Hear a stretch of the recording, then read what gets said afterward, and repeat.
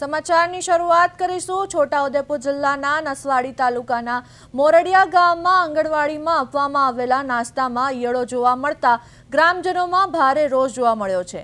એક તરફ રાજ્યમાં શાળા પ્રવેશોત્સવ અને પોષણ સુધારાની વાતો ચાલી રહી છે, ત્યારે બીજી તરફ ઘટનાએ વાસ્તવિકતા સામે લાવી દીધી છે। બાળકોને આપવામાં આવેલ નાસ્તો પ્લેટમાં મુકાયા બાદ તેમાં ઈયળો દેખાતા ગ્રામજનોએ વિડીયો બનાવી સોશિયલ મીડિયામાં વાયરલ કર્યો હતો। ઘટનાને લઈને ગ્રામમાં આક્રોશ ફેલાયો છે અને આંગણવાડીની કામગીરી પર ગંભીર સવાલો ઊભા થયા છે। ગ્રામજનોનો આક્ષેપ છે કે આઈસીડીએસ વિભાગ દ્વારા ગુણવત્તા પર પૂરતું ધ્યાન આપવામાં આવતું નથી, જેના કારણે આવી પરિસ્થિતિ સર્જાઈ રહી છે।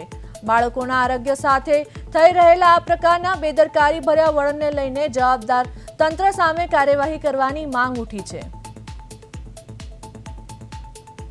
છોટાઉદેપુર આંગણવાડી નાસ્તામાં ઈયળો નીકળી ઘટનાને લઈ મોરડિયા ગામમાં ગ્રામજનોમાં રોષ, બાળકોના નાસ્તાનો વિડીયો વાયરલ, આઈસીડીએસ વિભાગ પર ગંભીર સવાલો, જવાબદાર સામે કાર્યવાહીની માંગ।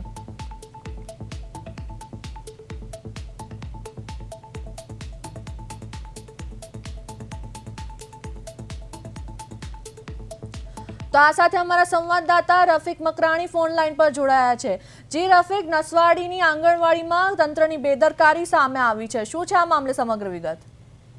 યશવી, આપને જણાવી દઉં કે છોટાઉદેપુર જિલ્લામાં હાલ ગુજરાતભરમાં જે રાજ્યમાં શાળા પ્રવેશ ઉત્સવોનો કાર્યક્રમો ચાલી રહ્યા છે, તો જ્યારે છોટાઉદેપુર જિલ્લાની વાત કરવામાં આવે તો છોટાઉદેપુર જિલ્લામાં પણ શાળા પ્રવેશ ઉત્સવ ચાલી રહ્યા છે।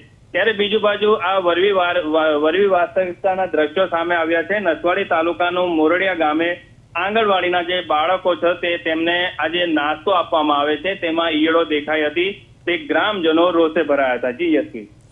તો જી રફીક, બાળકોના આરોગ્ય સાથે જોડાયેલી આ ગંભીર બેદરકારીને લઈને તંત્ર દ્વારા હવે કોઈ કાર્યવાહી કરવામાં આવી છે?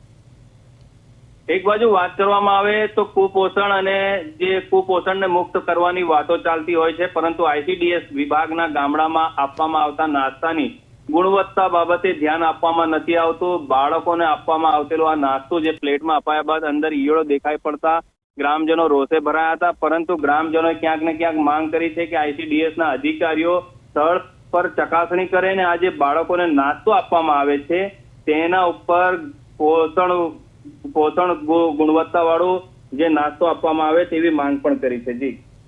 જી રફીક, સમગ્ર માહિતી આપવા બદલ આપનો આભાર।